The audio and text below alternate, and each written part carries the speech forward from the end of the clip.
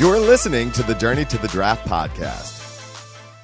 Welcome to the Journey to the Draft podcast. I'm your host, Fran Duffy, and we've got another fun show here, jam-packed episode of the Journey to the Draft podcast. We're going to start things off with Saturday Scouting and Ben Fennell talking SEC. He was down at Florida, South Carolina this week. We've got some great players to talk about from that game, and then we will find out where he's headed this week, one of the bigger games in the SEC. So we'll talk about some great prospects with Ben in that segment. Then we will transition to my interview with Geoff Schwartz, longtime NFL offensive lineman here for Mr. Relevant. He does a great job of breaking down the Pac-12. So we'll talk about some of the top prospects out on the left coast with Geoff Schwartz. Then we will transition to Draft Buzz with Tony Pauline. He may have some information on some of those prospects out west and who is seeing their stock on the rise. We will cover that with Tony Pauline before we break into my notes on Clemson defensive back K'Von Wallace, a senior who doesn't really get enough credit, flying under the radar right now from an NFL draft standpoint, big picture-wise. I liked what I saw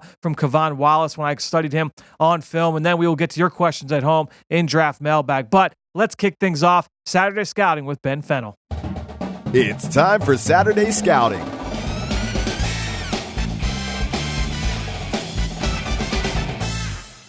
Well, joining us once again here on Saturday Scouting on the Journey to the Draft podcast, the one and only Ben Fennell. Ben, welcome back from Florida, South Carolina. Yeah, down in Columbia, That's South right. Carolina. First trip down there. Yeah. Done 8 games this year, 4 new spots for me.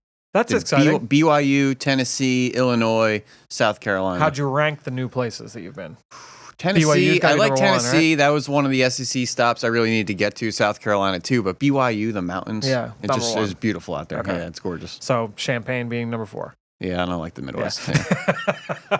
All right, well, let's get into this matchup here between the Gators and the Gamecocks. Coming into the week, you had Florida coming off the tough loss at South Carolina, or at LSU. LSU, yep. South Carolina upsetting Georgia. So South interesting Carolina kind of dynamic. up, Florida down a little bit, but they evened back out. Florida came back, really rallied, rebounded. It was an ugly game. It was a though. little bit closer than I thought it would be. Yeah, it was competitive. Yeah. I mean, Florida still had to go on the road in the weather conditions, and South Carolina was, smelling themselves a little bit after beating Georgia, rightfully so.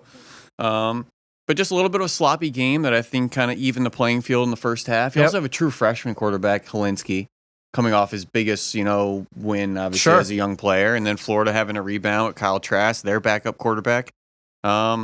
Interesting game, but I thought the better team finally emerged in the second half, and that was Florida. All right, well, take us through who gets your game ball for this game. Got to give it to Kyle Trask. He had 4 touchdowns. It was a little sloppy in the first half, but at the end of the day, really got it done in the second half for a comfortable 11-point win there, and had the knee injury from the week before in the LSU game. So wasn't sure if he was going to be 100% or if they're going to have to work in Emory Jones at all. Did they? No. Okay. 0, actually. All right. Whether he was going to have to work in that change of pace guy at all, but he looked okay, and I thought their defense really rallied late and kind of bottled up Helinski in the second half. I was pretty impressed with Trask. Not that I was like, I had low expectations going into that game against LSU, but I thought he looked comfortable and confident on the road, Death Valley. So I came away fairly impressed with him. Yeah, and the big thing with Florida was they were a hot team last year. They started hot. Yep. Then they lost to Georgia, and that was a huge loss in the program. And the next week, they lost to Missouri, and they kind of let Georgia beat them twice. Yeah. And that's what Dan Mullen didn't want to happen this year. LSU's a good team. If they played 100 times, they're probably each going to win 50. Yep. That was a good game we saw, LSU, Florida, but you can't let that LSU loss affect the next week, and they really need to come out on the road. South Carolina team that just beat Georgia. Obviously a lot of confidence heading into the game. And Florida, I thought, did the right thing and on the road and really rebound. Yeah, South Carolina nearly beat the Gators last year on their home turf. Correct, So yep. I'm sure that was in the back of their minds as well. All right, take us through the one-play takeaway. What one play do you want to circle the wagons on in this game? I wanted to highlight some Kinlaw plays because he was getting double teamed, and that opened up some one-on-ones for DJ Wanham and some other guys. Okay. Or, he pressured Jake Fromm the week before and forced kind of an errant throw. And this is Javon Kinlaw, the defensive tackle. He did the South same Carolina. thing this week. Had a nice hurry, got in the face of the quarterback and forced an interception. Nice. But we're going to go another direction. Since Florida didn't have their 2 stud edge rushers, Jabari Zuniga and Jonathan Grenard. That was your homework going into the week. So it is Grenard. Grenard. Okay. Grenard. Okay. For future reference. Jonathan Grenard, Jabari Zuniga did not play. So that meant Grantham had to send a couple extra pressures at Helinski, which we expected being the young quarterback, but he's really kind of pulled back the reins on his pressure calls this year and really let some of those guys just work up front. But went right back to the cat blitzes. C.J. Henderson was a staple of their scheme in 2018. Called it twice on Sunday or on last Saturday. One for a red zone sack. Another one, the quarterback saw it, tried to go the other direction, and forced a fumble. So it was just great to see C.J. Henderson working his way on those boundary cat blitzes once again. Yeah, so you and I talked about him last week, and I think the book on Henderson, I think from a narrative standpoint, this will be the case going into the offseason, is all right, C.J. Henderson, very talented, all the tools in the world. But, he's a soft player. He's not a good run defender, not a good tackler. To me, and we talked about it last week, that competitiveness, which is what you want, shows up when he's being asked to be a blitzer. No question. And we saw it last year. We went through a bunch of those plays where he blitzes 100 miles an hour and comes and thumps whatever's in front of him, whether it's a running back, whether he gets to the quarterback. And we've seen the physical play. Yep. Yes, there are some instances where he's late getting into the pile. There's some bad visuals out there. No question. Yep. But we've seen not only his willingness as being a blitzer, some really good effort plays as well. For him running down ball carriers, running from across the field, using every ounce of that 4.3 speed to go run down guys all over the field. So I'm not willing to say he's not a competitive player. He doesn't play with effort. Yes, there are some lapses that a corner doesn't stick his nose in run support. You're probably going to find that from most corners, around college football. Yeah, especially the talented cover, like the guys that are with his level of talent. We talked about, guys like Tre'Davious White, right? I loved Tre'Davious White. Eagles playing the Bills this week, so he's on my mind. Loved him at LSU. He wasn't the biggest and fastest, but he had an edge to him and had the versatility and the instincts.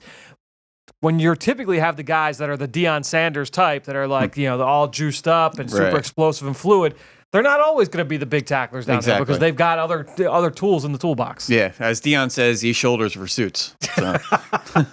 We'll see if C.J. Henderson's got that quote saved for him for this offseason. All right, let's go to your off-the-bus guy, a guy that you talked about a little bit earlier, in Javon Kinlaw. Well, this guy stood out in pregame warm-up. So it's Javon Kinlaw. He's 6'5", 305, down from 330, and he just looks fantastic without his pads on. Huge arms, huge shoulders, wide upper body, very broad player. And long. Yes, absolutely. Doesn't have that real bubble in his lower half. Doesn't have huge rocked up legs, but he's just a really long player, and it just gets bigger as you go up. And his shoulders and his arms really, stick out of his shirt there. You compared him last week to Chris Jones. Did that kind of show up for you in this game? I could really see that type of player. When you look at Chris Jones, too, his pants are baggy as well. Right. I mean, he doesn't really have that bubble because he's such a long player, and it's tough for long 6'5" players to have that bubble in their lower half and to kind of have a squattier quads and thighs and things like that. Just the way your body's proportioned, it's a little more elongated. So it's a little more rocked up in the core, and you see in his chest and his shoulders there. But when you're 6'5", 6'6", it's just kind of the body type you come with. Sure. All right, well, let's get to your down-the-road freak show. Who's a young player that we need to kind of keep on the radar for not 2020, but maybe 2021, 2022? Yeah, I couldn't decide here. So let's go one on each team, each side of the ball. Let's go J.C. Horn, cornerback, South Carolina, Joe Horn's son. All right, way to make us feel old. Yep, Great. Sophomore cornerback has looked really good. He had a really nice play in the red zone a couple weeks ago against Alabama where they're playing in and out coverage. He took the in route and then drifted because they ran double outbreakers. Got it. Okay. So he jumped on the speed out and then had to drift on the route behind him and poke the ball away because his defender actually slipped. So he defended both receivers in the red zone. Pretty impressive play. That's pretty good, yeah. But he's a feisty kid, really competitive. And then on the other side, Florida's got a really stud tight end, Kyle Pitts. We talked about it. Talked about it a little bit last year out of that very highly touted 2018 tight end class with Brevin Jordan at Miami, Luke Rucker to Ohio State, the kid that went from Georgia to Illinois. And Kyle Pitts is right there leading the country in tight end receptions with 35, tied with Giovanni Ricci, and Harrison Bryant has 30, Hunter Bryant has 30. But when you're looking at the tight end productions across college football, Kyle Pitts is right up there with some of the top tight ends. And good-looking kid, man. He's 6'5", 6'6", long, plucks the ball away from his body, can run, like really good-looking. Is it a blocker at all? No, not particularly. Okay. He's more of that move tight end, but he'll do some wing blocking, some split zone stuff. But this guy's a threat in the pass game. I just watched Harrison Bryant for the first time this weekend. Kind of similar to what you just described with Pitts. They feature the tight end probably better than anybody in college football, by the way. I'm not really sure how he's being used at FAU, but I see the production, and he's way out in front of all the other tight ends. Down the seam, the quick game. I mean, he'll be quick. They played Ohio State week 1. He's matched up with Jeffrey Okudah, Yeah. and he's winning on slant routes. Is he a So, move like, tight it's- end? Is he putting his hand on the ground? So they lined him up in line a little bit, Right. But they'll line him up as a wing and mostly in the slot. But I'll tell you what, as a blocker, he gets after it in the slot. So even though he's only 240, he's not the typical wide tight end. Right. I think you can kind of work with him. You can do some things kind of similar to what we've talked about with Dawson Knox in the past. He's showing the willingness. So Harrison Bryant, interesting. And there's roles for that in the NFL, yes. whether it's a Tyler Eifert, whether it's a Zach Ertz, whether it's a Jimmy Graham. No question. You show that upside in the pass game, just survive in the move blocking and, occasionally in the trenches there. But I think that's another guy whose money will be made in the pass game. As our friend Mike Mayock has told us before, lose slowly at the point of attack. Exactly. And, that's all we need at the tight end spot. Needs to get better as a route runner, though, Harrison Bryant. That's fair. All right, so I want before we close the book on this game, Brian Edwards, the wide receiver from South Carolina, did he show you anything in this game? Made a couple nice catches here and there on third down. I think he had the opening flea flicker they ran down the field. Nice contested catch. But dealing with the true freshman quarterback and the rain conditions, the ball just wasn't coming out cleanly. It wasn't coming out on time. Got it. He's a good receiver. He's just not that alpha dog that's going to take over a game and say, this is my offense, my team. The way I felt almost Debo did at times for South Carolina, in that his presence in the offense was much more a get out of the way, give me the ball, I'll put this team on my back and figure it out. Edwards is a little bit more of a finessey route running technician that if he gets for a big body though, no question, yeah. And if he gets with a good quarterback, he could be a really productive player in the NFL. Yeah. We've also seen some concerns on tape. I think we must have saw 5 to 10 plays we watched over the summer of him struggling to track the ball over his shoulder. Yeah, right. Which is concerning because he has the speed, the length, the stems, the releases. He gets himself open. If we find out his hands are not reliable and are not natural, pass catching, plucking that ball, which he makes a lot of contested catches. So those are really frustrating guys to watch and evaluate. But if we find out his hands aren't reliable, could be the beginning of the end of Brian Edwards as an NFL prospect. Interesting. All right, well, let's get to quickly some of the stuff that I noticed from the weekend. It's just weird, Ben, because each week I kind of go in and say, all right, like I especially with the baby now, I can't like sit and just park it and watch college football all day. So whenever my time span is, if it's the morning game or the noon games or if it's the later games, whatever the best game is, I'm going to sit and I'm going to watch it. It seems that I've watched Oregon like 5 times this year, and it just kind of works out that way. They're a fun team to watch. You obviously have Herbert, the O-line, exciting secondary. The defense is Troy a lot of fun to watch. a bunch of guys on that D-line. So I watched Oregon again. So I watched Oregon-Washington because it's a great rivalry game. I'll tell you what, the game ball for me, Oregon's offensive line, that whole group just took over in the second half. I mean, they protected Herbert from that feisty Washington defense. They were able to run the ball at will. They took over in the trench. I believe they only ran for like 40 yards in the first half. They came out and it was like gangbusters in the second half. They really got both running backs 26 and 33. I know they're younger guys. They're not eligible for this year. Both guys got going in this game. So, we're going to talk about them a little bit later in the show with Geoff Schwartz. But, you're talking about obviously the left tackle, Penny Sewell, but then also Shane Lemieux and Calvin Throckmorton and the center as well. I think all those guys really got after it in this game and really helped open things up for that run game. My one play takeaway. This was an interesting one. Late in the game, did you catch any of this game? The Oregon game? Yeah. Very little. Yeah. So the back end it goes down to the wire. Washington's got the ball with a chance to come back and win the game late, and they're driving. They're right around midfield, second and short, and Jacob Eason off play action drops back, and he's got immediate pressure. So that's the thing with play action. We say often that play action is a great way to negate pass rush, but sometimes if a blitz is well-timed, like a quarterback is just dead to rights as soon as he turns his back to the defense, comes back, and there's a rusher right in his face. This is what happened to Jacob Eason. Gets pushed off his spot, probably should have thrown the ball away. Instead, tried to make something happen and took a terrible sack. So it brought him into like 3rd and 25, so 3rd and a mile. So I'm like, all right, how's he going to respond?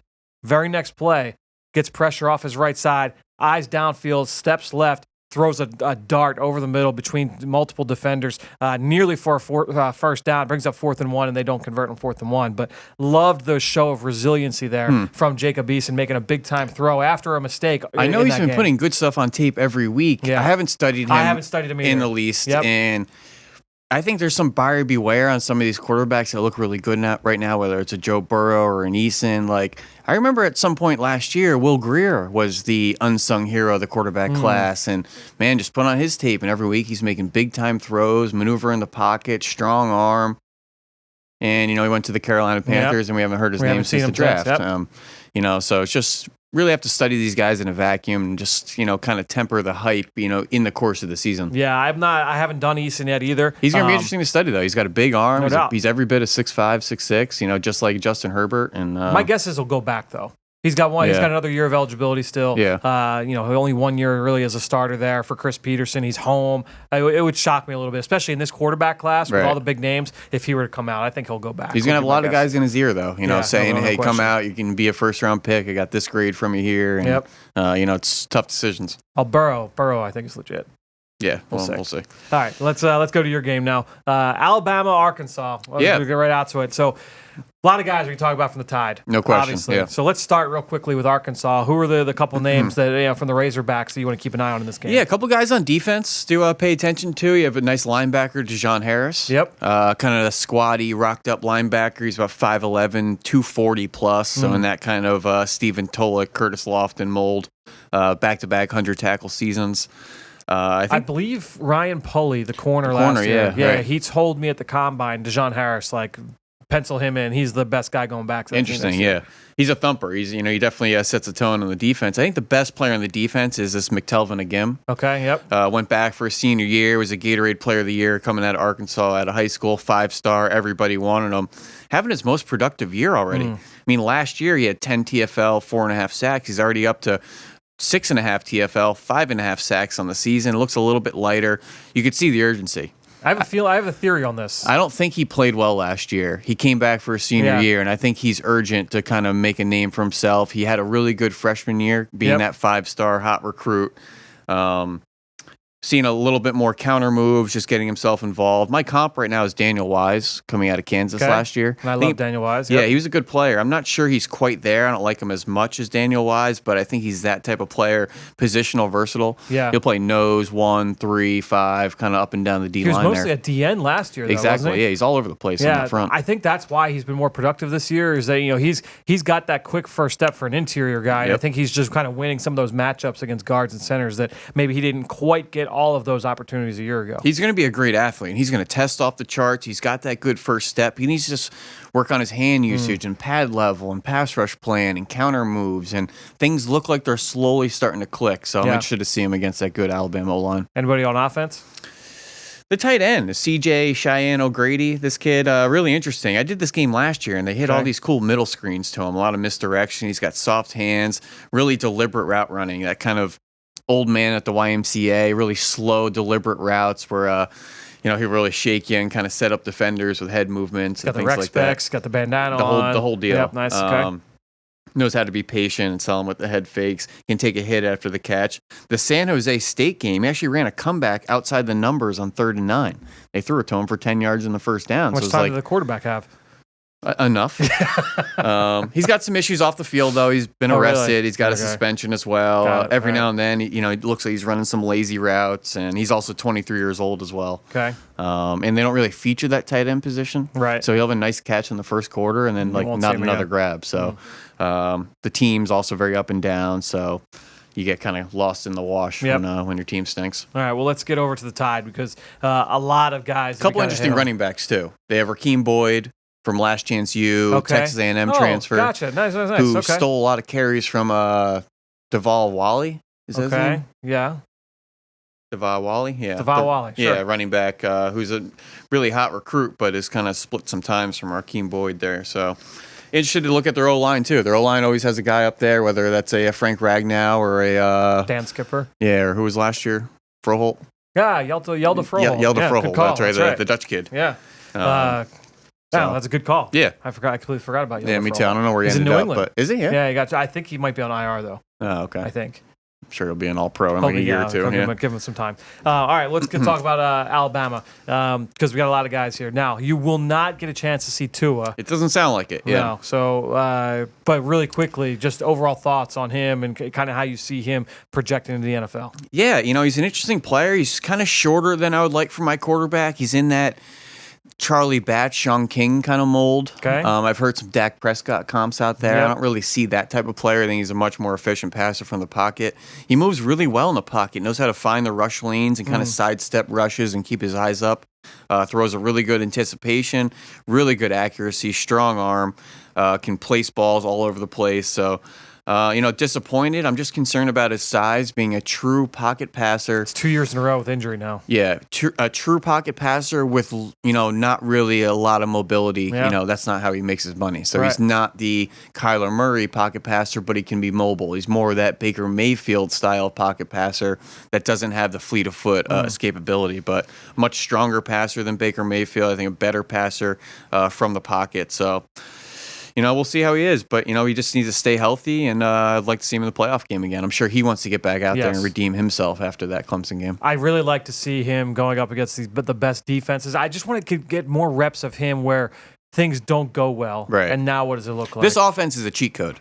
Their offensive line is nasty, dominant, incredible, like we expect from Alabama. And then sprinkling the RPO game with these ridiculous receivers that are quick twitch and run great in-breakers and slants. It's not fair. It's a cheat code. Yeah. Do you get an extra defender to stop the run because you need an extra hat in there? Najee Harris. Well, good luck. Good luck. Yep. Defending the in-breakers. Yeah. And they're getting really creative with double moves and all sorts of different concepts out there on the perimeter too. So, good luck. All right, well, let's talk about some of these playmakers because the two guys that I think most people are most familiar with are Henry Ruggs, your guy, and then Jerry Jeudy, the Biletnikoff Award winner, mouthful, from last season. So tell us what you think about both these guys. So Henry Ruggs, he's a little bit more of the all-around football player. He's going to do some punt gunning for you. He's a really good blocker in the open field. He's a better returner, in my opinion. He's one of those guys you just want to give him the ball. So he's going to get some end-around opportunities, a couple more jet sweeps, a little bit more yak opportunities than the other receivers. You just want to get the ball in his hands. Now, conversely, he's not as, I don't want to say as good a route runner as Jeudy. He's just not as special a route runner as Jerry Jeudy is, right. Which obviously being on the same field, it's easy to compare the two, but he's still a very good route runner. He's a fast player. He reportedly ran a sub 4.3 over the summer. 100-meter guy in track. So he's a straight line guy, and I just love the effort. In this Arkansas game last year, one of the early plays in the first quarter, Irv Smith took like 70 yards, fumbled going into the end zone, but it was Henry Ruggs running down the field to lay a block, fell on the ball. And then last week, Tua threw a pick. Who ran down the guy who intercepted the ball? Henry Ruggs. And also Devontae Smith was Is he also eligible, Smith? I believe so. Okay. They're all part of the same recruiting got it, class. I think they're all part of the top 5 receivers in that 2017 class, which isn't fair. And if anything ever told me that Jalen Hurts was on a short leash at Alabama, it was that recruiting class they got in 2017. You don't bring in the number 1, 2, and 4 receiver in the same recruiting class and say, hey, we're going to run the ball, and our quarterback struggles to throw the ball. No. You get them, our quarterback's on a short leash, and we're going to get these guys the ball because they deserve it. The thing with Ruggs that stands out, you talk about those effort plays. I go back to a quote from Jim Nagy back over the summer, and I tweeted this out on Sunday, that he said that the people in the building at Alabama view Ruggs as the most competitive player on that roster. Interesting. So I think that kind of speaks to the way that he plays, and you talk about his play personality and also the role that he plays on special teams. That's going to play well in the NFL. No question. Especially for a guy with sub 4.3 speed. So some of the comps I have right now are Stephon Diggs. Okay. Maybe a Lavernius Coles, who's 5'11", 192. He ran 4.41. A lot of people forget about him. He played 10, 12 years in the league. Was a nice player. He ran 4.41. Oh, yeah. And Torrey Holt, I think, is kind of interesting comp. Torrey's probably a more refined route runner, and he's more of a special football player. Henry Ruggs, in my opinion. But I think any team in the NFL would be blessed to have this guy in their locker room. But when you look at him, do you view him as like a future? I hate this term, so excuse the term. Do you view him as a quote unquote like a number 1 receiver type? Is he a complementary receiver? How do you kind of view him moving into the next level? It's tough to say with how diluted and spread out that offense is. So you don't get to see him be an alpha because the ball's so distributed. They're going to run the ball. They're going to work in Jeudy, Smith, RPO games. They have a stable of 5-star running backs. They have to keep Happy back there or they're going to transfer out of there. So it's tough to say, but I mean, how many 6 foot 190 receivers in the NFL just terrorize the game? Yeah. Not many. Yeah. I mean, how many have in the past? Torrey Holtz of the world, Marvin Harrison's of the world. That'll be the question with Jeudy as well. Don't draft this guy and think, oh man, he's going to be the savior. He's the Calvin Johnson top 5 pick. He's going to change our franchise. Man, if he doesn't have a quarterback, good luck. Right. Yep. I'm talking about Torrey Holt with Kurt Warner. I'm talking about Marvin Harrison with a Peyton Manning of the world. Sure. All these short slot receivers in New England over the past 10, 20 years. They had Tom Brady to throw to. Yep. So, I'm not saying go to the Dolphins, you're going to fix their franchise. Right. You better still marry him with somebody and a good offensive coordinator to get the most out of his ability. All right, let's quickly talk about Jeudy, because he's a guy that we broke down last week with Greg Cosell, but I'm interested to get your thoughts on him as well. Yeah, we don't have to go too far into it. We know what he is. He's sudden, he's explosive, he's deliberate, variety of releases, route stems, wicked in and out of his breaks. Sometimes takes too many steps on his releases, in my opinion. Okay. So they look really cool at times, right, and the hitches look really cool at times. They take forever. Okay. So some NFL receiver coaches may have a problem with that. Some of the issues I have, just slight frame. Yep. Doesn't always see press coverage. Okay. A couple alligator arms here and there over the middle of the field at times. Yep. So I have some concerns about that. Again, not sure if he can be that alpha receiver, high volume guy because of how distributed that offense is. He plays outside, he plays inside, number 3 in trips, slot, end arounds. They give him yak opportunities, double moves. He can win on his own. But can he be that top 10 pick? I'm going to change your franchise. Right. I'm not really sure. Is he Odell Beckham? That's the question. Yeah. And I'm not sure he has that type of play strength. Odell has a very high play strength. Right. Now, Jerry Jeudy is electric and can make you miss. But he's not a guy that's going to rip through tackles. Right. Yep. In a way that I almost think Henry Ruggs can more than Jeudy can. Okay. Ruggs is a little bit more rocked up, in my opinion, a guy that returner type of mentality where I can shake off some arm tackles. Jeudy wants to get you in a phone booth and shake you, right, which he can and has done, and we've seen it all over social media and on TV. Right. So my comps right now, I really like the Santonio Holmes comp, which some people criticize that. That was a first-round receiver. He was 5'11", 188, clone size to Jerry Jeudy. He ran 4.35. These guys are going to run the same kind of speed as these guys, as a Santonio Holmes. And Santonio Holmes was a very deliberate route runner. Right. Great releases, great comebacks, great getting out of his breaks, can win down the field. But I think the best case scenario as an on-the-field player is Antonio Brown. Right, sure. That's the type of player you're hoping you get when he goes in the top half of the first round. You're hoping it ends up being an Antonio Brown style of threat for your offense. Yeah, that's what you're hoping for. No question. On the field. No question. Yeah. All right, let's get over to the defensive side, because as typically is the case with Alabama, lots of guys that we can get through, and we've got, that's not even counting the guys that are injured. You talk about Dylan Moses, who was a 5-star kid. And just for entertainment value, take a minute after the podcast and just watch Jerry Jeudy's high school highlights. Or his camp highlights, or whatever the highlights are out there with him in shorts and a T-shirt on some crappy field, because he's just carving up corners all over the place. Seriously, just hang out, eat your lunch, watch this video. It's a great watch. All right, well, let's get over to the defensive side. I want to start with a guy that I'm a huge fan of, and that's Raekwon Davis, the defensive lineman. Yeah, interesting player, because he's not built like the other dominant Alabama trench players. He's not Jerron Reed, Ashawn Robinson, Dalvin Tomlinson, Jonathan Allen, Daron Payne. Those guys were all 6'3", 6'4", stout, rocked up. This guy's every bit of 6'6", almost 6'7". Yep. This guy's got 35-inch arms. He's got a close to, almost a 90-inch wingspan, 85-inch wingspan. That's insane. He's a different mold player than we've seen in Alabama. So you can't comp him to any of those previous Bama trench players, because he's not like that. He's much more of the Forrest Buckner. Yeah. That's who I've always comped him to. And that's the easy comp, that long torso type of trench player that, I was just watching a game of Raekwon. He was playing off the edge. Yeah. And you see him at nose, see him at 1. I think I like him best at 3-tech there against guards. And I love his hand placement at the point of attack, and loves to lock you out with that heavy hands and just toss you when he wants to shed you and get that ball carrier. I just have some questions that when he doesn't win with that hand placement, can he be productive? Right. Does he have the counter moves? Does he have the savvy to win in multiple ways aside from just using his length and hand usage? He's obviously a stud at the point of attack. He can 2-gap. He's going to stack and shed you. He plays with a strong base. And like a lot of the Alabama trench players, can he be a productive pass rusher at the next level?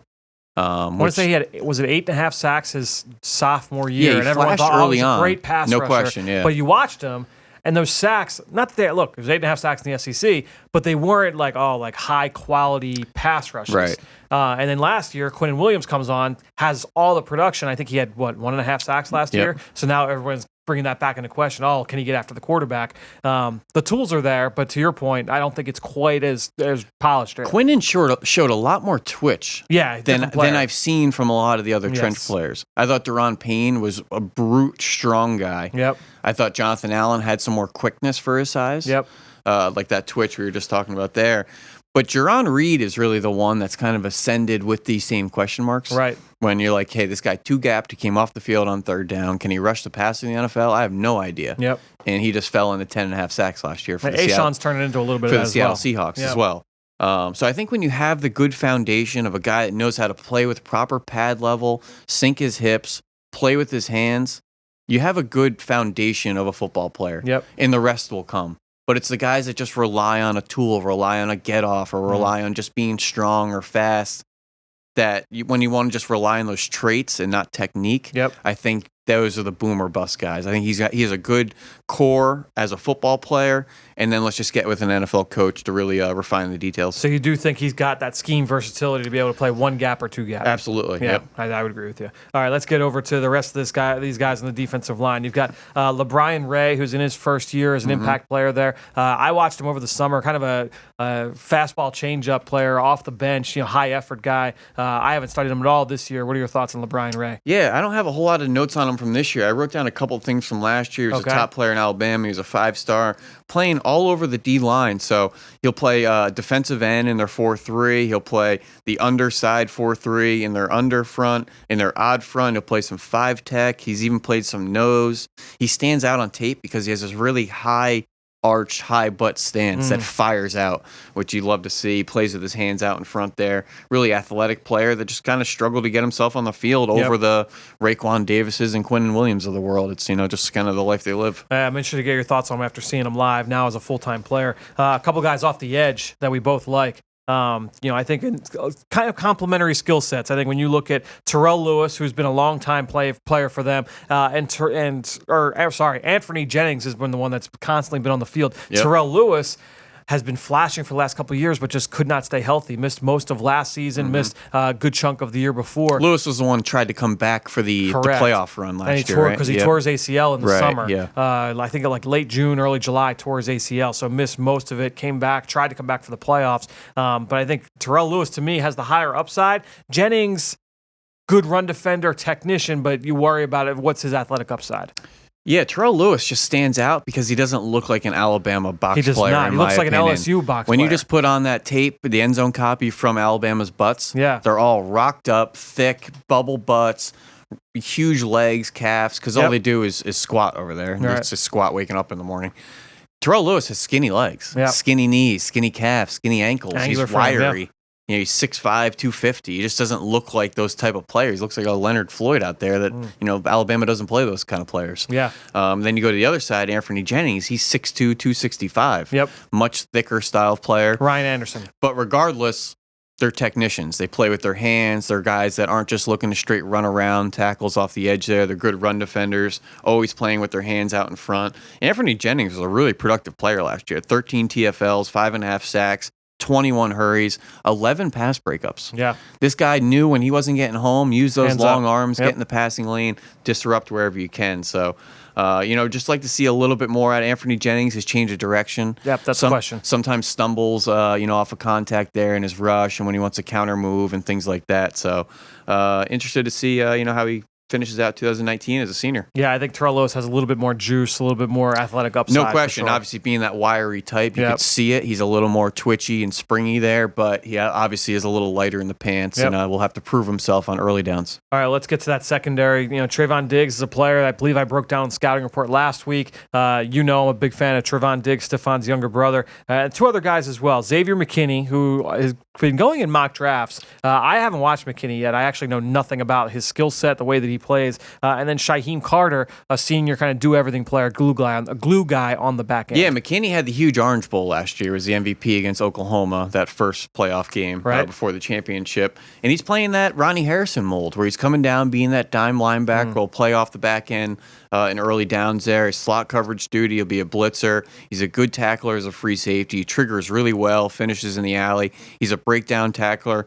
He's got the coverage skills. In those championship games or the playoff games, he can cover the move tight ends in Grant Calcaterra, and he can cover the slot receivers in Hunter Renfrow. So to show the good tackling, the blitzing, the willingness in the run game, the coverage versatility. I don't want to just go to a Ronnie Harrison comp because he's playing that role, but kind of reminded me of the Washington Redskins late pick, Keyshawn Jarrett out of Virginia Tech. So Ronnie Harrison was like big and rocked up. Keyshawn was like more like a wiry frame. How is he physically compared to those guys? I think he's a little more in the wiry frame. Okay, he looks like the Deontay Thompson type of safety and moves really well and things like that. And that's how Keyshawn was used with the Redskins. Had a really good rookie year, sophomore year, I think, with the Redskins, playing over the middle of the field, guarding tight ends, guarding slot receivers, being a box player. Had a really nasty injury one of the last games of the season and then ended his career. I think he's with the Redskins now doing some work on the player personnel side. But I could see that style of player. I don't think he's going to test particularly well, Xavier McKinney, but just a really good football player. And then take us through Shaheem Carter. Well, real quick, let's go to Trayvon Diggs. I know you broke him down last week. We know he's the brother of Stephon, and he actually hurt himself in the game I did last year against Arkansas and missed the rest of the year. It was a leg injury, a foot injury. Yeah, I'm anxious to see him in person. I have a couple names here as a comp, so okay, I just want to throw them at you. You broke them down last week. Be sure to check out last week's podcast here for that breakdown. But I have 4 names here. You tell me if you feel this on any of them. Got it. Okay. So Trayvon Diggs is a shade over 6'1", 202. Yep. On tape, he reminded me of Jimmy Smith. Okay. Jimmy might be too big. Yeah. All right. I think a poor man, low man's comp right now would be like a Devon House. Okay. But I think the cream of the crop right now would be an Eric Rowe. Okay. 6'1", 205, ran 4.45. Or an Aqib Talib, who's 6'1", 202, right on the button, ran 4.44. Okay. Any of those. Now we have to look at the big cornerback. This kid's a big kid. He's a big kid. Yep, he's an upright fluid. player. He's not as stiff out there. Any of those 4 get you excited? The Jimmy Smith one intrigues me just because he's so long-limbed and not even like his length, like his arms. He's a very high-cut player. I was just about to say that. We saw Jimmy Smith here in training camp and joint practices. Yeah. He has like a bird-like kind of... His like torso has to be like a quarter of his body because he's all his legs. Legs are very long. That's how Diggs his butt and hips are like really set up. I don't want to say he's like an ostrich, but he's just very, very perched up, and that's the way Diggs almost is in press coverage too. I kind of like the Jimmy Smith comp. But Talib and obviously the way Eric Rose turned his career around, obviously those are good upside picks there. But that style of mold, I just don't know what Diggs is going to run. I don't see these big corners being fast, but like Talib runs 4.4. I think he's going to run Rowe runs 4.4. I think he'll run well. If he does run sub 4.5, this guy's a first round pick all day long. I think he'll break 4.5. Yeah. The question for me is, will he break 4.45? That'll be the question. That'll be the question for me. Yeah. Not that tenths of a second matter, big picture, but I do think he's going to. But he might be a better fit than some of these smaller cornerbacks around college football because he can match up against the big 6'4" receivers on the outside. He's a guy with the size and the speed and the play strength to kind of survive on an island. That's why I think I look at this class, like I look at the cornerback group, and you have a C.J. Henderson who's so talented. You've got Trayvon Diggs who's so talented. Jeffrey Okudah, I haven't done, but everybody loves Jeffrey Okudah. Yeah. That's 3 guys with size, athleticism, movement, cover skills. Like that's pretty good to come into a season. I don't know if we're talking about these guys enough. I don't think so either. Like some of the other cornerbacks over the past couple of years. Henderson doesn't get love yet. Right. I think Henderson's stock is going to rise once we get to the postseason if he declares. I think that's what. I think if Henderson came out in last year's draft, he's probably the first corner. He's a first-round pick. No question. He's a first-round pick. Who was the first corner off last year? Was it Byron Murphy? No, someone went before Byron Murphy. No, I think he was. Was there no first-round corners? I don't think there was. Then there was the run on Byron, Greedy Williams. I'm going to check it now, but I'm pretty sure Byron Murphy was the first corner taken, and he was 33rd overall. I love these conversations that we study the draft year-round. So we're like, I'm literally at the draft, like doing research and putting all the picks up for Daniel Jeremiah, and now it's like, who got picked? I have no idea. I don't know. I don't even know what year. All right, here we go. So first round. Oh, well, that's the wrong draft. I just looked at 2018. So we need 2019 NFL draft. I think when you look at it, to me, like just with these guys, I look at all of them and I say, okay, this guy's some a first DBs pick. went. Obviously, like Darnell Savage went, and there was a run on some safeties there on the back end. All right, I'm going through it now. Corner. So we got Darnell Savage went first round. Right, Green Bay safety. traded up for him. Jonathan Abram went safety. Yep, Oakland. DeAndre Baker went 30th. Right, he to was the Giants. Giants. That was the first and corner. then a little bit of a run on day 2 yep, early. So Byron Murphy went first overall in the second round. Rock Ya-Sin went second pick. Yep. Sean Bunting went 39th overall. Trayvon Mullen went 40th overall. So you had 4 go in the first 10 picks of the fourth. Well, speaking of Rock Ya-Sin, I actually just wrote his name down a couple minutes ago for Shaheem Carter. Really? Which, I was trying to find, kind of an interior defensive back that's not a true safety, not really a true nickel, pretty rocked up, not really a blazer. Right. So I had Rock Ya-Sin. I also had Jalen Mills down for Shaheem Carter. I have to do Shaheem Carter still. So just really quickly, Shaheem Carter. Last year had 10 PBUs. He's up to 6 this year. He had 2 interceptions. He's going to guard the nickel. He's going to be that kind of pseudo box player. He's going to get some TFLs here and there as well. Really good route recognition. Seems to understand route stems and what offenses are trying to do to attack him. Knows how to pass things off.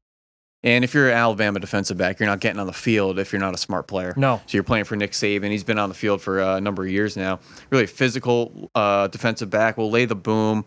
He's a good tackler for his size, rarely misses. He's willing and able to run support. He's got a physical presence there, being that kind of nickel player, not really a cornerback, not really a safety. I just question his speed. He got burnt down the seam against Auburn vertically. He's not really a big-bodied guy. He get blocked on by tight ends and some move players as well, and whether he can turn and run. Yep. So his transition speed is questionable, like we saw in Auburn. A slot receiver just took him down the field, which these are the same kind of concerns I had for Rock Ya-Sin, his ability to transition, turn, run, flip his hips. Jalen Mills, his transition speed, still something he struggles with as a Philadelphia Eagle, even though he's really carved out a nice career there after being a 5th, 7th round pick from LSU. But that style of presence where Jalen Mills, physical player, good tackler, good in run support, physical at the line of scrimmage, physical in his jams. Yep. Does he have the long speed? Probably not. Might be a scheme-specific player. Okay. But Rock Ya-Sin, Jalen Mills, even like a Logan Ryan style of corner, I think would be an upside. All right. Well, it's a lot of guys. I'm excited to get your thoughts on some of them. We'll see if anybody else I'm going to have like 10, 20 new names because I'm going to be like, they got this 5-star I just found out about. And the down-the-road freak shows. Like, I can expand it to like 5. There's always like 8 to 10 seniors, too. I know. That weren't really major contributors. Well, that's how Carter is, right? He's not like a guy that's like, he's been in the limelight, but he's a contributor and he's a senior. Even like Trayvon Diggs early in his career was on and off the field, being a 5-star. There's other players that you have to win reps over. And I want to know who the next Levi Wallace is. That's exactly. This nose tackle DJ Dale, I wrote his name down just watching some tape like an hour ago. All right, number 94. Got nothing on I just kept writing 94. Right. All right, I got to look this kid up. Who's this? True freshman, nose tackle. I know they're playing a bunch of young guys because of injuries. DJ Dale. Yeah, DJ Dale. 94 out there just kicking butt. Future down-the-road freak show. Fidarian Mathis, I think, is hurt, but he's another guy who's on my radar. I studied him with LeBron Ray this summer. Yep, exactly. All right, well, my matchup to watch for this week is going to be in the SEC as well. Auburn-LSU. Great precursor before we got the LSU-Alabama game in a couple weeks. The Auburn O-line, so Prince Tega-Wanogo, the athletic left tackle, Jack Driscoll, the scrappy technician at right tackle. Both these guys going up against that 3-4 front with LSU. Rashard Lawrence, Breeden Fehoko. I've watched both guys. I really like Rashard Lawrence. He's another one of these guys who, we talked about it with Raekwon Davis. 2-gap body with 1-gap quickness. Yep. I think that Rashard Lawrence has that skill set. So watching those two big guys, Fehoko, he's a load, man. I mean, he's a really strong point of attack player, more of a line of scrimmage dweller as opposed to being able to get upfield. But watching those two get matched up against that Auburn front, I think will be a really good matchup. You initially said that game. I thought you were going to go the other way. I want to see this Auburn D line get after this LSU O line. I'm sick of this LSU O line giving these pretty pockets for Joe Burrow, and I'm sitting back there, Joe Cool, slinging it all over the place. You are a Joe Burrow hater. Leading the country in play action, down the field passing. I'm giving the guy praise. I want some things to go wrong. Yep. I want to see what happens when he's got to get out of the pocket. This O line is not getting enough credit because they're keeping this kid clean week in and week out. Look at that Florida game. Florida was terrorizing offenses with their defensive front. LSU, no sacks. I think one quarterback hit. Joe Burrow was comfortable. Derek Brown, Marlon Davidson, whoever else they got in that Auburn front, Nick Coe. They need, first and foremost, I'm circling them. They need to disrupt this game. I mean, that's going to be, if Auburn is able to win, that's the group that's going to win the game. No question. And LSU is doing a great job on offense. They're balanced. They're running the ball, working in the play action, taking their shot plays down the field. Jamar Chase looks great. Justin Jefferson. Justin Jefferson is another receiver out there as well. That's a tall glass of water. I can blank on his name, but they always have guys.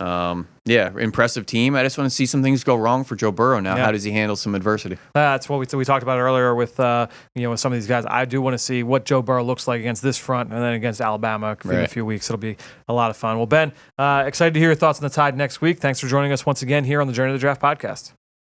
As always, great stuff from Ben Fennell, who you can follow on Twitter at @BenFennell_NFL. That's Fennell with 2 N's and 2 L's.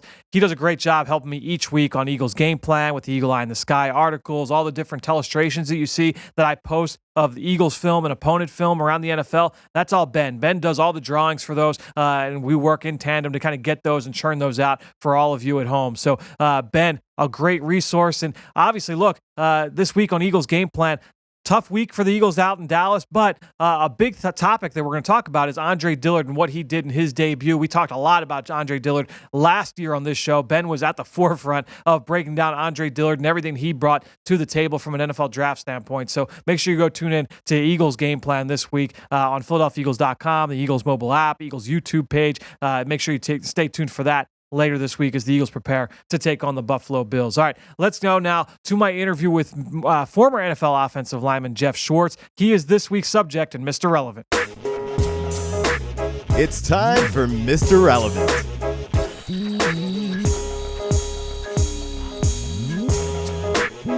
All right, well, I teed it up earlier. We're here now with Geoff Schwartz to talk about some of the top prospects in the Pac-12. And Geoff, you were on last year and you talked all about Andre Dillard. I want to say it was right around this time. It might have been late October, early November. So I thought, let's bring Geoff back. Let's talk about some of the best prospects on the left coast. And I don't think you could talk about the Pac-12 in this draft without talking about quarterback Justin Herbert from your alma mater, from the Oregon Ducks.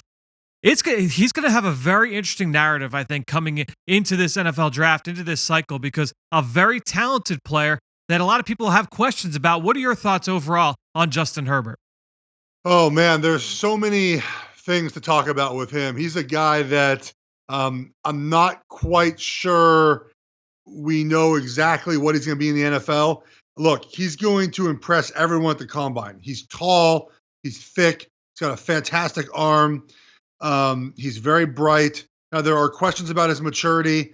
I don't have a great answer for that until I talk to some of their coaches in the offseason. I do think that there's enough whispers about that to where there is a concern.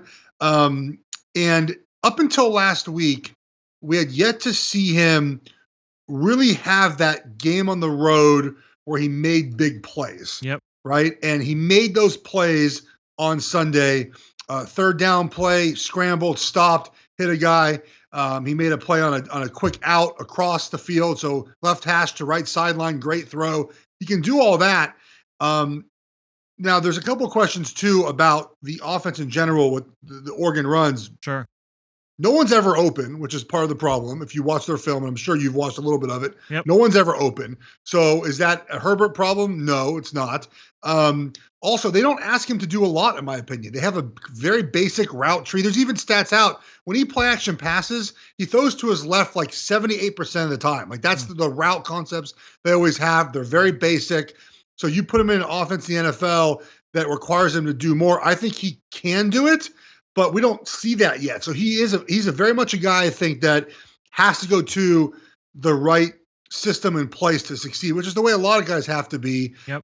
But he does have very high upside. He's going to wow everyone at the combine. in his pro days. John Elway is going to freak out to see a 6'5" quarterback that can throw the football. And he can be very good, but there are, I think, legitimate questions about him.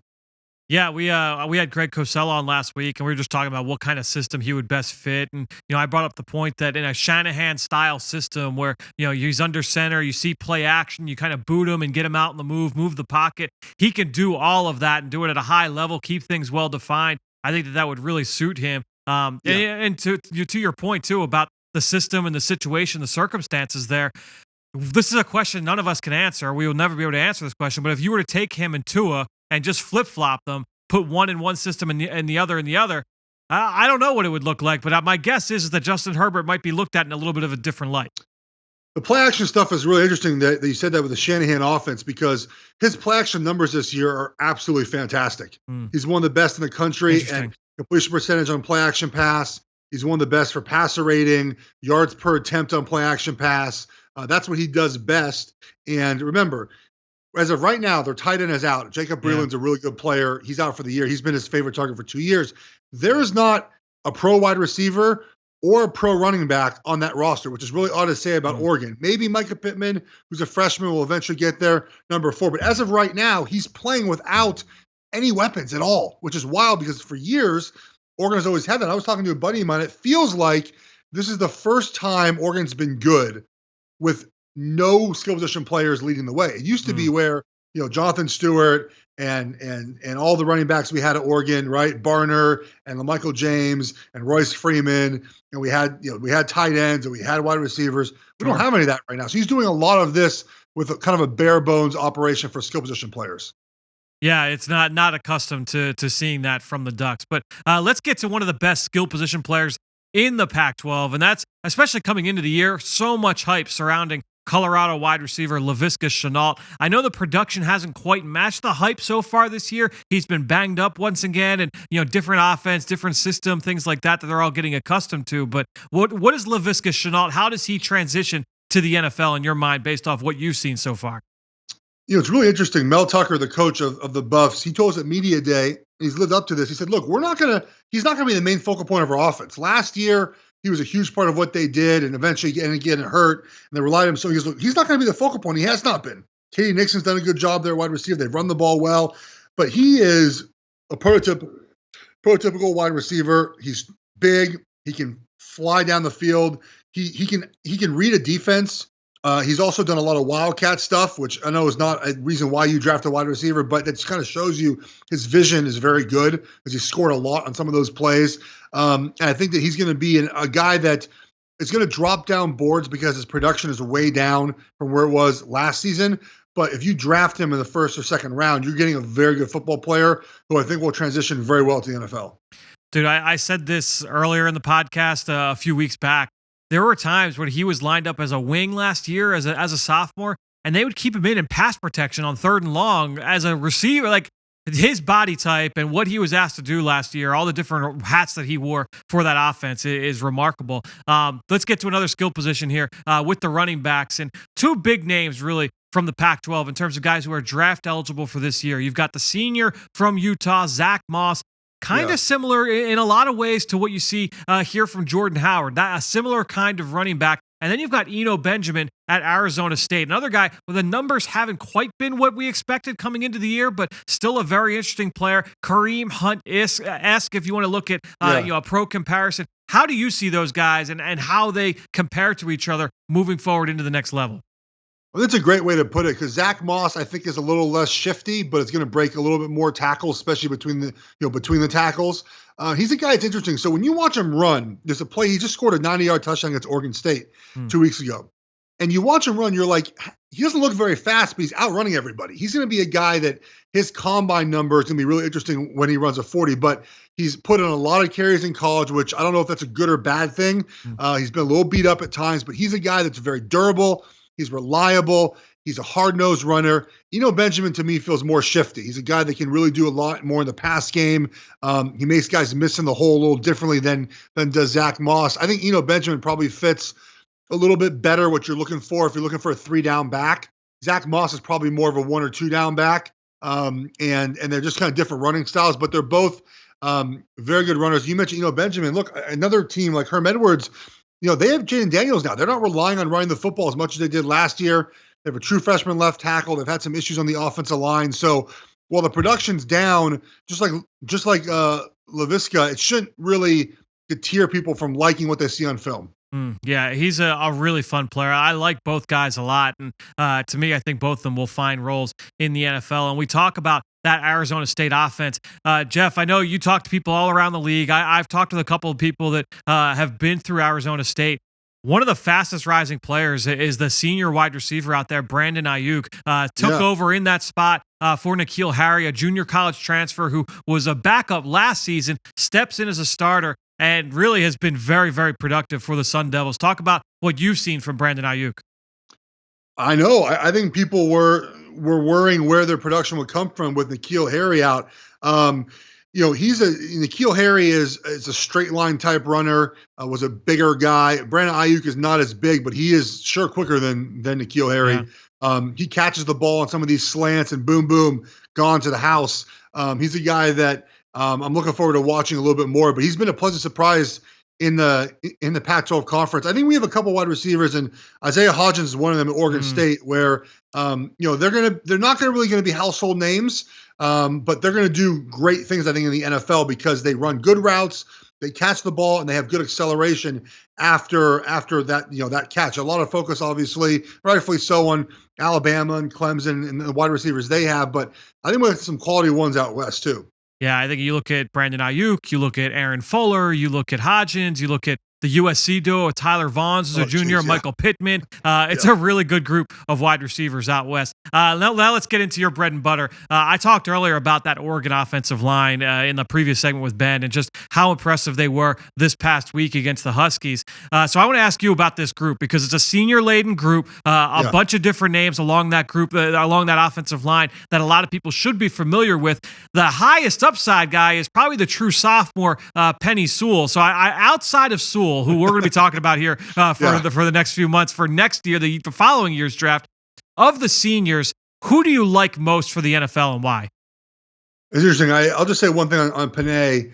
I don't think I've ever seen a guy that people already assume will be the best tackle in the draft a year before it happens. And now maybe I'm following Oregon more closely than I am, a Wisconsin offensive lineman or a Michigan offensive lineman or Notre Dame. But I mean, people are already like, yeah, he's going number one next year at that position. It's like not a surprise. I mean, he's unbelievable to watch him play. So they have three guys: Shane Lemieux at left guard, Jake Hansen at center, and Calvin Throckmorton. And I'll start with Throck at right tackle. He hasn't allowed a sack in like 1,000 snaps at right tackle. But I think what makes him an interesting player is he can play center too. He can play guard as well. He reminds me a lot of Caleb McGarry, who was drafted in the first round by the Falcons, who kind of climbed up draft boards late because he's so versatile. He's a big physical kid, very bright, can do a lot of different things on your offensive line. So if you're looking, at him to play guard, boom, you put him in a guard. You're looking at him to play center, which you're probably not, but emergency type of guy, versatile guy right there. Jake Hansen at center is a good physical kid. He started like 55 games, some crazy number at center. I think his lateral movement suffers a little bit at times. He does get stood up a little bit. He's probably a mid-round prospect. And Shane Lemieux is really interesting, the left guard. He's on a bunch of first-team All-American list. He is a mauler. He's a big physical guy. If you put him in an offense that's a kind of a stretch zone game, I'm not sure that's quite what he does very well. I think you have to put him in an offense that moves straight forward, up the field, the Steelers type of offense, right? A lot of duo, a lot of power schemes. If you put him in an offense with a bunch of stretch, the 49ers, teams like that, which the Niners, I don't think will draft him, but, the Cowboys, I'm not sure that's what he does very well. He's so physical and he's just great straight up ahead. He's one of those guys that if that's your offense where you're running the ball vertically up the field, he's your guy. I'm not quite sure the lateral movement skills are quite there to play in an offense that moves more side to side. So who do you like most? Is it Throck? Is he your guy from that group? I think that having the ability to play multiple positions is really going to help him. Yeah. And I do think that you can put him down at guard, and he's been at tackle for so long that he'll be able to transition pretty quickly into that spot. I think he's the most versatile. Yep. I still think Shane might go higher than him, but I do think there's going to be some concerns about a little bit of his lateral movement. I'm interested to see if I don't know how much he weighs. If he tries to cut a little bit of weight for the combine and maybe play a little smaller and see what he does there. But also, I will say this: the Oregon offense is pretty much straight up the field. Yeah. So, I think he is a guy that's good enough if you give him time in training camp to kind of be in a different style offense. But that offense typically moves straight up the field. I mean, they're trying to double team dudes. He's really good at. He is great. I'll say Shane Lemieux, fantastic footwork on double teams, pass protection, big and strong. And so that's what he does very, very well. Again, the movement stuff, zone stuff, not quite sure he's reaching three techniques terribly well. But if you want him to maul someone straight ahead, he's your guy. Yeah, Lemieux is actually the guy of the three that has really caught my eye. I think coming into the year, he was definitely in my top 25 seniors in the entire country, a guy that I really liked on film, although I liked all three guys and what they can bring to the NFL for all their different skill sets. Last question for you, and I got you on a high note, ask you about your Ducks. I'm going to go to the other side of the coin now. I want to ask you about the Huskies. They've got Trey Adams, the left tackle, Nick Harris at center. Well, they've got a first-round pick last year in McGarry, who you mentioned earlier. Tell us about these two guys, because we actually talked last year about Trey Adams. He missed most of the season with that injury. So talk about what you've seen from him this year coming back, and then also from the center, Nick Harris. I just watched him for the first time this weekend. I liked what I saw from that kid, so I'm interested to get your thoughts on both guys. I think Nick Harris is a good player. He's very technical. He works to finish very well. I think he tries to strain and finish guys down the field. Trey Adams is interesting because he doesn't really get opportunity to play against a lot of great defensive ends in the conference. I thought he did really well against Calvin Thibodeau, and he's Kayvon Thibodeau, and he's a true freshman who's 220 pounds for Oregon. I'm looking forward to watching Trey against Bradley Anai, who's a defensive end from Utah, who's the best defensive lineman in the Pac-12 conference in a couple of weeks. That'll tell me a lot more about Trey, but he's a very smooth tackle, good technician. I'm not sure he finishes quite as well as Nick does at center.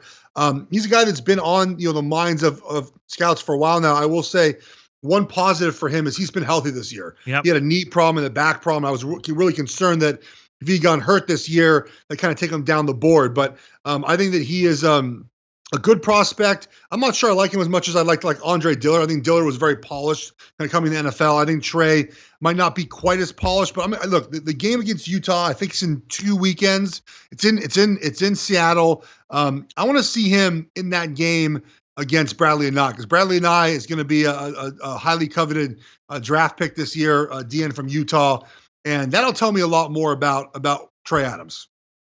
And Lakey Fotu going up against Nick Harris in that game, that's a heavyweight battle. Look, and Oregon clinches the North with a win this weekend. Utah has some work to do to finish in the South, but we might end up with a Utah defensive line against an Oregon offensive line in the Pac-12 championship game. And look, if you like offensive line play, that's for you. Look, Oregon played Auburn already. They played Washington. They played Cal. Utah would be another fantastic matchup for them. And great. We'll see Penei Sewell against Bradley Anai. It's probably the best player that he's played against in a couple of years. So hopefully we get that matchup just from an offensive line perspective.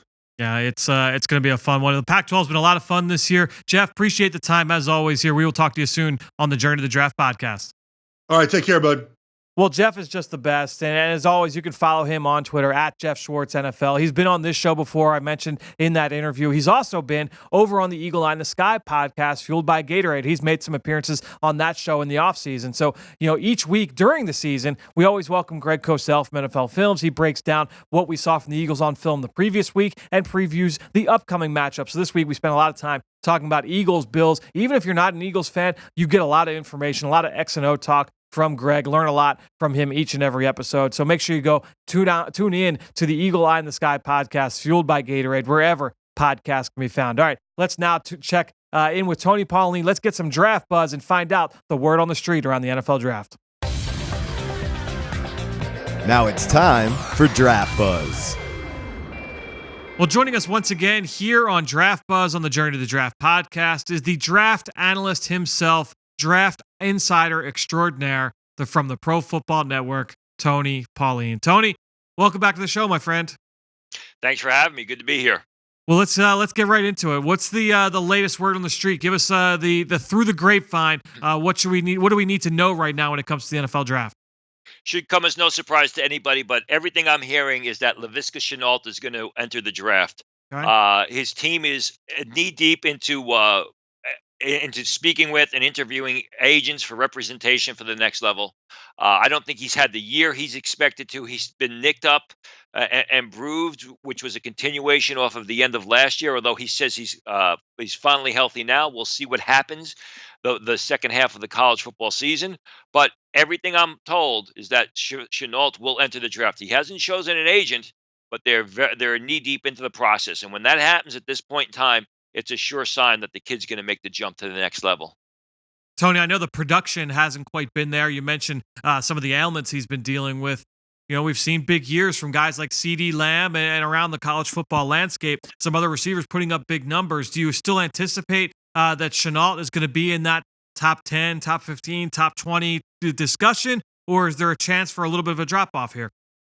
Yeah, I never really thought he was a top 10 prospect. I still think he's probably in that middle section of round one, maybe between selections 12, 13 to 22. Obviously, we have to see how the rest of the season plays out. And then you got to see the testing. You got to see what the actual height, weight, speed numbers are. Shenault, they're supposed to be off the charts. We'll see what happens. And then the doctors will do their exams at the combine. And they're going to figure out whether this is going to be a continuation, a problem where he's always dealing with nagging injuries and he can't play, which will make his stock drop, or if it's sort of just a one-off incident. Yeah, it has been 2 years in a row now where he's been dealing with multiple ailments going back to the 2018 season. All right, Tony, I know you've got some buzz for us for another prospect out west as well, one of the top players in this draft. Yeah, I mean, it deals with Justin Herbert, and I've read reports where people say that, he's going to get a GM fired. Scouts are just not overly impressed with the play of Justin Herbert. He's been playing good football. He's been playing mistake-free football, which he deserves credit for. But he doesn't have that it factor. You look at Sam Darnold, you look at Baker Mayfield when they came into the draft. You look at Carson Wentz, what he did, when he came back from his injury at North Dakota State. Justin Herbert just doesn't come across to scouts as having that it factor, or that all-important it factor that teams really want these days in a quarterback that they're going to take in the very early part of round one. When I say the very early part, I mean the first three selections. He plays mistake-free football. He has all the physical traits you want to lead at the next level, but he's a guy that you really have to have, especially on the college level, as we saw last week against Washington. He didn't win the game. He was part of the pieces with the strong running game that Oregon put on the field to help beat Washington. I don't think, scouts are not down on him. They just think, he's a very good player. He's not a fiery leader. He doesn't have that ability to pull the rabbit out of a hat, like I say, Sam Darnold had coming out of USC, Carson Wentz showed coming out of North Dakota State. And does it mean that he's going to drop down draft boards?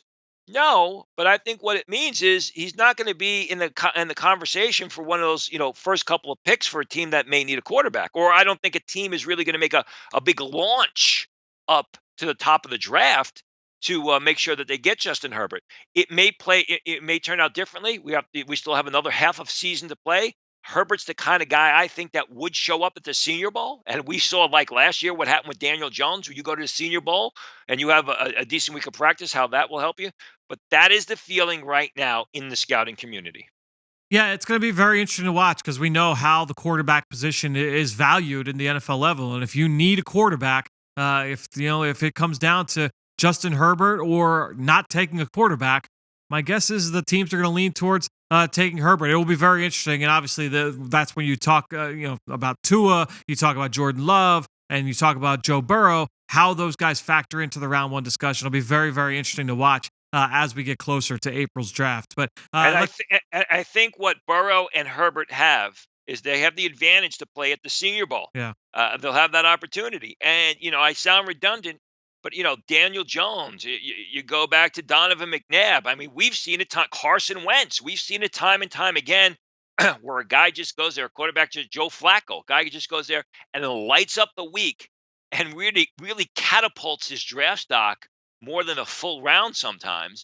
And, in many cases, we'll get into that, into those early part of round one. So even if he has if he plays like this the rest of the season, and then he goes to the Senior Bowl and throws lights out, that will change the course of opinion of him. Yeah, and then Jordan Love, the redshirt junior from Utah State, he would be eligible if he were to declare because he is set to graduate in December. So that would be another theme to keep an eye on. Tony, let's ask you about another position now. Stock up. Who's a player that has really helped himself over the last few weeks that needs to be on our radar when it comes to the NFL draft? Yeah, I like Carlos Basham of Mm, Wake Forest. I liked him coming into the season. He's the cousin of Terrell Basham, the former Ohio player who's now with the New York Jets. He's a little bit bigger than his cousin. He's more of a three-down threat. He's constantly improving his game. This week against Florida State, had 3 tackles and just 3 quarterback hurries. But those quarterback hurries might as well have been sacks because they changed the momentum of the game and they turned the tide in Wake Forest's favor. He's a guy who can play the run. He stands over tackle. He comes out of a 3-point stance. 4.5 sacks with half the season done. He had 4.5 sacks all of last year. I like his improvement. What I'm hearing is there's a good chance that Basham, if he gets a top 90 grade, will enter the draft. Still a long ways from making a final decision, mm. but that's what I'm hearing the thinking is right now. Interesting. Well, it's a player that I have not done yet, but a number of players on that Wake Forest defense certainly to keep an eye on. Well, Tony, give us a small school player, your small school standout, a guy from the lower ranks outside the Power Five that we need to be aware of. Keep the name Isaiah Weston of Northern Iowa on the tip of your tongue, a guy you got to get to know. He's caught 27 passes in 7 games this year, 699 yards, averaging more than 25 yards per reception, 8 TDs in 7 games. Goes about 6'3", 205 pounds. He's actually a fourth-year sophomore. Redshirted in 2016, played in 2017, did not play in 2018, had a good year as a redshirt freshman in 2017, is really taking his game to another level. He's going to need a lot more work. He's going to need a lot more inspection, has some heavy duty scouting, would like to see a bigger body of work. But this is a guy, people went out there to see the senior receiver, Jamiel James, Hmm. and they're coming away more impressed with Isaiah Weston, who's really just playing lights out this year. Interesting. Yeah, I'm going to be honest. I have never heard of him, but those numbers are eye popping. Interested to get a look at what that kid can do, especially from a speed standpoint at that size. Tony, last week we talked about some players from the CAA and the Colonial Athletic Conference or Association, and we've seen players from that conference go high in the draft. First round, second round, third round. I was watching a kid from the University of Maine this past week, Manny Patterson, an undersized corner. I'll tell you what, man, this kid will run in man coverage all day. He's like a little kid at the playground, like just cut him loose and let him go. Explosive, fluid, really loose. Look, we saw Jimmy Moreland go in the 7th round out of James Madison. Last year, I thought you and I both thought he would go a little bit higher than he did, but he fell due to his size. This kid's got similar size. The production not quite there, but the physical tools really impressive. He really stood out to me on film, especially for a man coverage scheme. What were your thoughts, or what have you heard about Manny Patterson, the corner from Maine? Yeah, I draft him just outside of draftable range because of the height. Yeah, Kind of reminds me of a Buster Screen type in the sense sure. that he's a smaller guy. He's someone who I think is going to be able to play over the slot receiver in nickel or dime packages. Also has some return ability to him. Yep. I mean, he's got all the physical skills. When you watch him, he breaks down well. He's got a quick, fluid pedal moving in reverse. He's instinctive. He has great timing. He's got really a good sense, a good feel in coverage. He's a feisty guy too. Even though he's a little bit shorter, he's not afraid to mix it up. Could he move into the late rounds? Absolutely. I mean, I would expect to see him in a postseason game. He was given a grade just outside of 7th round range by scouts, and I've got him as a priority free agent. I would expect to see him in a game in the postseason. You mentioned the James Madison corner. He really started to build the momentum for himself at the Shrine game Yep. last year, as we saw, and then got the invitation to the Senior Bowl. I think the same thing as Patterson. I actually think that Patterson's a little bit sturdier than the kid from Mm. James Madison last year. His ball skills are probably a little bit more polished as well. So I could absolutely see Patterson sliding into the late rounds. If he goes to the combine, he's going to rip it up. He's going to be a really, really impressive tester, I think. And whatever he does his pro day, I think will match that. But Tony, let's talk about this weekend now. Give us a matchup that you're going to be focused in on this Saturday in college football. Well, this is kind of the appetizer before the main course when LSU plays Auburn. And, everybody's in love with Joe Burrow, and Burrow's having a great season. But so is their receiver, Jefferson. I mean, he has been playing off the charts, and he has really made life for Joe Burrow a lot easier. Justin Jefferson, 7 games, he's got 48 receptions, averaging almost 16 yards per catch, 9 TDs. We're seeing the development of another real good receiver out of that LSU program. And he's going to be tested this week. In fact, Joe Burrow is going to be tested this week because that Auburn defensive line is probably going to be a lot tougher. You can make this. You can make the case, the argument that they are tougher than what they're going to be facing against Alabama. Hmm. The secondary is not as good, but still, they've got some real good players in the secondary. Javaris Davis, who's probably a middle day 3 guy, the cornerback who's been a 3-year starter there. Noah Igbe-Nohane, who's got, I believe, 5 pass breakups this year. He's a developing corner. They've got a terrific safety out there in Jeremiah Dinson, who leads the team in tackles. He also has got decent ball skills. So I think this is going to be. I thought last week's test against Mississippi State was going to be a good one for LSU and their passing game. I think this really is going to take it to the next step, the next level up, getting ready for that Alabama game. Yeah, it's going to be an interesting one. Jefferson has certainly made a lot of plays. The kid Chase down there has made a lot of plays for that LSU receiving core. This offense is just they're so impressive, and for all the work that Bo Nix has done as a true freshman quarterback for Auburn, I struggle seeing a situation where they're able to keep up with LSU and that offense. Let me go to my matchup, Tony, and it's one of the other big games this weekend, and that's Ohio State taking on Wisconsin. I know Wisconsin had the upset loss this past week to Illinois, but Jonathan Taylor, fastest player in college football history to reach the 5,000-yard mark as a rusher. Just a super talented player. You and I have talked about him a lot. I like his ability to make people miss. He's got better speed than you think, and he can work between the tackles. I think he can be a foundation runner in the NFL. I think he can be a primary ball carrier, a guy that the offense can funnel through in the NFL. So he's a guy to keep an eye on. One of my top senior defensive players is Malik Harrison, the linebacker for Ohio State. He is explosive, really fluid athlete, but a bigger body as well. So watching him bang in between the tackles with Jonathan Taylor is going to be a lot of fun to watch in this game. Ohio State has a number of players in that front seven, obviously. Chase Young is a player that's going to go very, very high if he were to declare, but keep an eye on Harrison. He's a guy, Malik Harrison, that I have really, really high on. I think he's got very high upside for the linebacker position in today's NFL. Tony, we're going to wrap this up. It's our mock draft roundup. I'm interested to get your thoughts on this pick. Pro Football Focus released a mock draft recently where they had the Eagles selecting 21st overall and taking Florida corner C.J. Henderson. What are your thoughts on the value there with C.J. Henderson from the Gators? I'm not a big C.J. Henderson guy. I think he's going to be overdrafted. He's very athletic. He's explosive. He's very spotty at the cornerback position. All you had to do is really watch. If you watch the South Carolina game Saturday, which kicked off at noon, he got beat bad by Byron Edwards.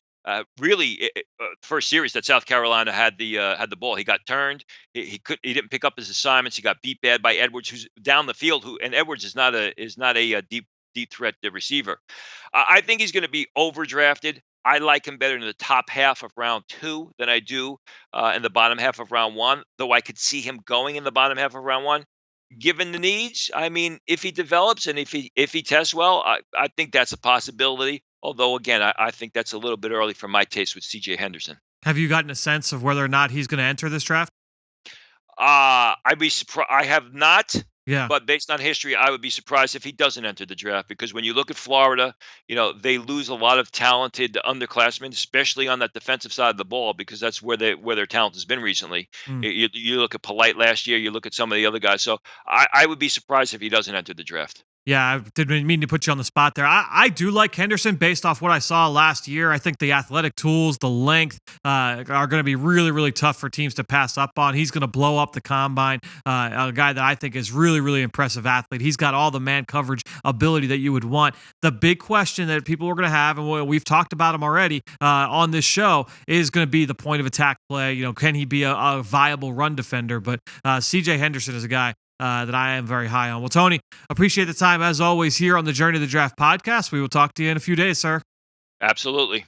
Well, from the Draft Insider and Tony Pauline, now let's talk about the Eagles Insider podcast. And you can always get a behind-the-scenes look at life with the Philadelphia Eagles on the Eagles Insider podcast, presented by Lincoln Financial Group. From football to pop culture, no topic is off limits with Eagles Insider Dave Spadaro. Subscribe today wherever you listen to podcasts. And as I've said before, no one gets access around this building like Dave Spadaro. You always get great insight over on that show. All right, let's get now into my notes on Clemson safety K'Von Wallace. It's time for Scouting Report. Dim those lights. We're headed to the film room for the Scouting Report. All right, so Clemson safety K'Von Wallace. We've talked a lot about Isaiah Simmons. We've talked about him on the show previously. Ben did the Clemson-North Carolina game a few weeks ago. So we've gotten in on what these guys can do. And Isaiah Simmons, he's talked a lot about his versatility and all the different things that he can do for a defense at all three levels of the field. Well, you can't just have one versatile guy in your secondary. If you're going to have one player that's a Swiss Army knife, you typically need other guys that also present that skill set. And to me, I look at K'Von Wallace and I see a guy that lines up all over the place. Let's just get into the notes now. He was on the Senior Bowl watch list coming into the year, very much on the radar for Jim Nagy and his crew down in Mobile, Alabama. He was all honorable mention ACC last year. High school track guy, was competing in national tournaments as a sprinter as a teenager. 2.5-year starter now for Brent Venables in that scheme down at Clemson. Lined up to the field, so to the wide side of the field in their base defense and their 4-3. But most of the time, you could find this guy either in the slot or down in the box. He plays a lot very close to the line of scrimmage. So all the different roles that he's being used in makes him a very valuable, interesting piece moving into the NFL. 5'11", 205, so a little bit on the shorter side, a little bit of a squatty frame, but he's filled out. He's got a really muscular build, looks the part as an NFL defensive back. He's a fluid athlete. He's not super explosive, but he's smooth and he's twitchy, and he's got the ability to close from behind. When he's moving downhill, he can eat up grass really quickly. As a blitzer, as a run defender, filling in the alley, he does a really good job coming downhill. From off coverage, I think he's got a quick trigger to click and close on throws in front of him, and he's a really smart zone coverage player, especially in the middle of the field. Very assignment sound. He can provide help to teammates. He also knows when to play to his help in space. So K'Von Wallace, a very smart player. And I mentioned earlier, he can spend time in man coverage against running backs, receivers, tight ends, and I think he's got that skill set to be able to do that at the NFL level as well. He's a smart coverage player that can do a lot of different things, and he's also a really competitive tackler in the run game. He's an aggressive take-on player. He destroys slot receivers and even tight ends out at the second level, defeats blocks consistently in space before flowing to the football, and he's a consistent wrap-up tackler who shuts down ball carriers on contact. I really liked what I saw from him in the run game when I studied him on film, and he's also a great blitzer. They like sending him off the corner, whether he's from the boundary or from the slot. He does a great job getting after the quarterback in those situations, and he's a high-energy player. You can tell he's a tone setter for that team, a high-energy guy. Love his play personality and what he brings to the table. From a negative standpoint, K'Von Wallace, a lot of people will question whether or not he's got the speed to be able to carry receivers vertically. We talked about earlier with Shaheem Carter. I think there's a little bit of similarity there with what Ben was talking about from the Alabama star to what you've got here with K'Von Wallace. So his ability to recover is a little bit of a question mark. Was not often used as a post player. There are some reps where he's used deep, but most of his reps either came in the box or in the slot. He can be a little bit grabby if he's attacked vertically. I'd like to see him challenged a little bit more downfield to get a sense of his ball skills when he's got to turn his back to the quarterback and then find it late. Didn't see that in the games that I've studied, but overall, when I see this guy, I mean, he's a cover safety with man coverage flexibility to play in the slot. He can play against tight ends and backs, and he's got a level of comfort in playing near the line of scrimmage that you don't typically see, especially with guys with his body type. I see a Swiss Army knife defensive back who offers most value in the slot as a modern-day strong safety or even as a big nickel player in man coverage, down in the box, whatever you need him to do. I think he's got that ability to be able to offer that value to an NFL defense. He also could be, a backup regular nickel corner as well. He also has the skill set of a core special teams player. So I see a high-floor, versatile defensive back who could play a number of different roles, but I think he's got a starting skill set. Some of the names I wrote down while watching him, Avonte Maddox, MJ Stewart, Jimmy Ward for the San Francisco 49ers, Logan Ryan, previously with New England, now with the Tennessee Titans. So I really liked K'Von Wallace. I think he's got an NFL skill set for sure. He's a player certainly to keep an eye on moving forward, especially a lot of people talking about Isaiah Simmons. Don't forget about K'Von Wallace. I think he's got a lot of ability going forward to the NFL. All right, let's keep this going. Close it out with our draft mailbag with a question from home. Now it's time to hear from you, the fans, in the draft mailbag. All right, so the best way to support this show is to go onto Apple Podcasts or Stitcher, wherever you listen, leave us a rating and leave us a comment. And I want to give a shout out to Charlie, who left a question on our Apple Podcast page with the lone question. It's actually very topical considering what we talked about earlier in the show. And I was careful not to give my opinion too hard on this subject because I knew we would broach it a little bit later. And the question from Charlie is, which of these Alabama receivers will have the best NFL career? So, look, I haven't studied Devontae Smith yet, and Jalen Waddle's not eligible for this year's draft. And I do have to do a lot more work on Henry Ruggs. So I'm going to leave this a little bit open window here. I'm going to leave it cracked open for me to answer. But to me, I look at Jerry Jeudy and I see a very high floor player with also a very high ceiling. I love the way he can separate. I love his ability to create with the ball in his hands. He's got top end speed. He's got great short area quickness to be able to separate, like I mentioned. I think when you look at his skill set, he's a very skilled receiver with excellent talent as well. So physical tools with a skill set that he has harnessed over the course of his career. He continually works at his craft. You can tell with the way that he plays. So I look at Jerry Jeudy and I say he's probably got the better shot to have an NFL career. But both of these guys, to me, I'm not betting against Henry Ruggs. You're not betting against a guy with his competitive background and 4.2 speed, 4.3 speed. You're not betting against that guy either. So both guys, I think, are going to stick in the NFL and last and play. I still need to do a lot more work on Ruggs. Still need to finish up my work on Jeudy. But to me, I look at Jeudy and I say, this guy, I don't want to say can't miss as an NFL star, but very, very, very talented player. So great question there from Charlie. Again, the best way to support the show, go on to Apple Podcasts, leave a question, leave a comment, leave a rating as well. The 5-star review, we will take that whenever you can give it to us. All right, that'll do it for this week's Journey to the Draft. A little bit of a longer episode, a great show, though. Really appreciate the time from Tony, from Ben, from Jeff, and all of you out there for listening. We will catch you next week on the Journey to the Draft podcast.